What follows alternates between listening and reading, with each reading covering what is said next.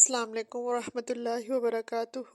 امید ہے آپ سب ٹھیک ہوں گے۔ آج ہم نظر بات کے سلسلے میں جس سلسلے میں بات کریں گے وہ یہ ہے کہ حفاظت کی جو دعائیں پڑھی جائیں گی یا جن چیزوں سے دم کیا جاتا ہے وہ اذکار کون سے ہیں۔ ٹھیک ہے، چلے اسٹارٹ کرتے ہیں۔ اسٹارٹ ہم امام ابن القیم جوزیہ رحمہ اللہ کے ایک فرمان سے کریں گے۔ امام ابن القیم جوزیہ رحمہ اللہ نے فرمایا کہ اللہ تبارک و تعالیٰ کی حفاظت طلب کرنے والی دعاؤں کے بارے میں ان کا ایک قول ہے کہ جس نے ان دعاؤں کا مطلب جو حفاظت کی دعائیں اللہ تعالیٰ نے بتائی ہیں ان کا تجربہ کیا اور ان کے ذریعے اللہ کی پناہ طلب کی، وہ ان دعاؤں کے فائدے کی مقدار جان لیتا ہے، ان دعاؤں کی ضرورت کو بھی جان لیتا ہے۔ یہ دعائیں عین یعنی نظر لگانے والے کے اثر کو اللہ کی مشیت سے معین یعنی نظر لگنے والے تک پہنچنے سے روک لیتی ہیں، اور دعا کرنے والے کے ایمان کی قوت اور اس کے نفس کی قوت اور اس کی تیاری کی قوت اور اللہ پر اس کے توکل اور اس کے دل کی مضبوطی کی قوت کے مطابق نظر بد کے اثر انداز ہونے کے بعد اس اثر کو دور بھی کرتی ہیں، یعنی یہ دعائیں بطور علاج استعمال کی جا سکتی ہیں۔ بس یقیناً یہ دعائیں اسلحہ ہے، اور ایسا اسلحہ جو خوب مارنے والا ہے۔ رسول اللہ صلی اللہ علیہ وسلم کی حدیث مبارکہ میں آیا ہے کہ ایک دفعہ رسول اللہ صلی اللہ علیہ وسلم حضرت ام سلمہ کے گھر تشریف لائے۔ ان کے گھر میں ایک لڑکی دیکھی جس کے چہرے پہ نظر بد لگنے کی وجہ سے کالے دھبے پڑ گئے تھے۔ رسول اللہ صلی اللہ علیہ وسلم نے فرمایا کہ اس پر دم کرو کیونکہ اسے نظر بد لگی ہے۔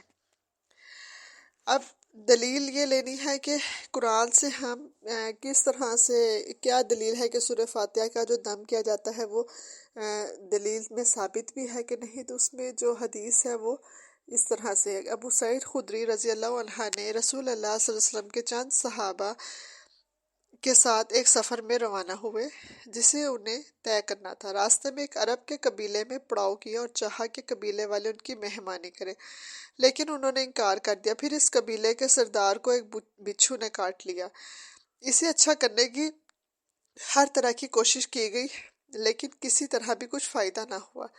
آخر میں انہیں کسی نے یہ کہا کہ یہ لوگ جنہوں نے تمہارے قبیلے میں پڑاؤ کیا ہے ان کے پاس چلو، ممکن ہے کہ ان میں سے کسی کے پاس کوئی علاج ہو۔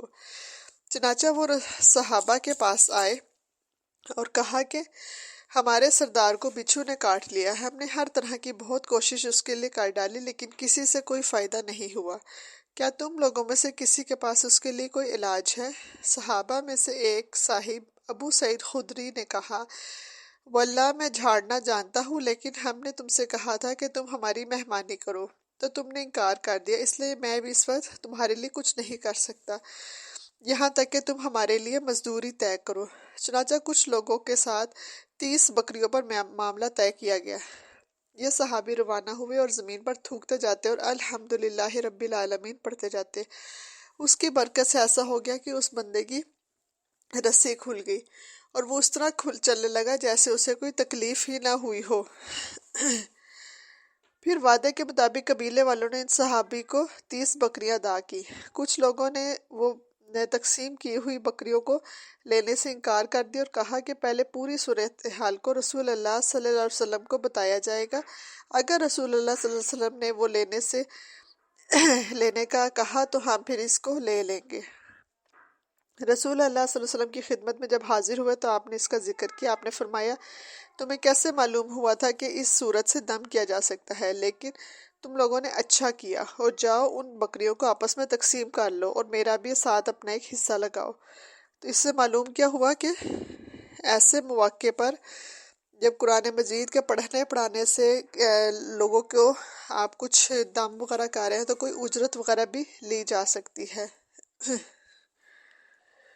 نبی اکرم صلی اللہ علیہ وسلم کا حضرت حسن اور حسین رضی اللہ عنہم پر دم کرنا۔ حضرت عبداللہ بن عباس رضی اللہ عنہ سے روایت ہے کہ رسول اللہ صلی اللہ علیہ وسلم حضرت حسن اور حسین کو اللہ کی پناہ میں مندرجہ ذیل کلمات پڑھ کے دم کیا کرتے تھے۔ اعوذ بکلمات اللہ التامات من کل شیطان وہامہ ومن کل عین لامہ، میں تمہیں اللہ کی پناہ میں دیتا ہوں اللہ کے کلمات تامہ کی، ہر شیطان کے شر سے، ہر زہریلے جانور کے شر سے اور اثر ڈالنے والی نظر کے دم سے، نظر کے شر سے۔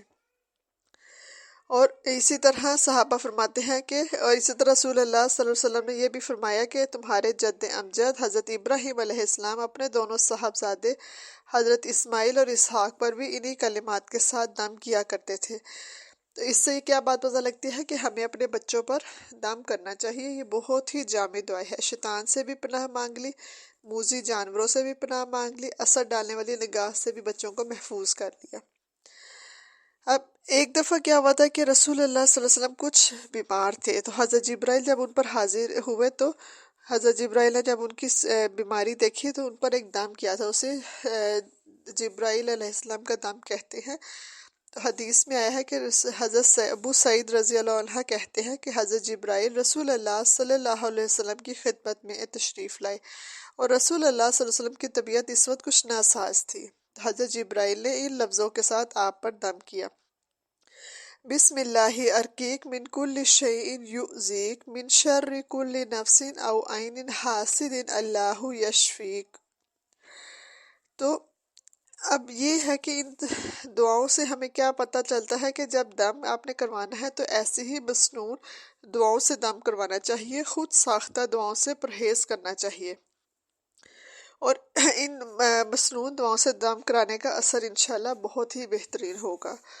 اب یہ ہے کہ گھر والوں پر بھی آپ دم کر سکتے ہیں۔ حضرت عائشہ رضی اللہ عنہا نے کہا کہ رسول اللہ صلی اللہ علیہ وسلم اپنے گھر کے بعض بیماروں پر یہ دعا پڑھ کر دم کرتے تھے اور اپنا داہنا ہاتھ پھیرتے اور یہ دعا پڑھتے جاتے تھے: اللہم رب الناس اذہب البأس اشفہ وانت الشافی لا شفاء الا شفاؤک شفاء لا یغادر سقما۔ اے اللہ، اے لوگوں کے پالنے والے، تکلیف کو دور کر دے اور ایسی شفا دے دے جو تو ہی شفا دینے والا ہے، تیری شفا کے سوا کوئی شفا نہیں ہے، اور ایسی شفا دے کہ کسی قسم کی بھی بیماری باقی نہ رہے۔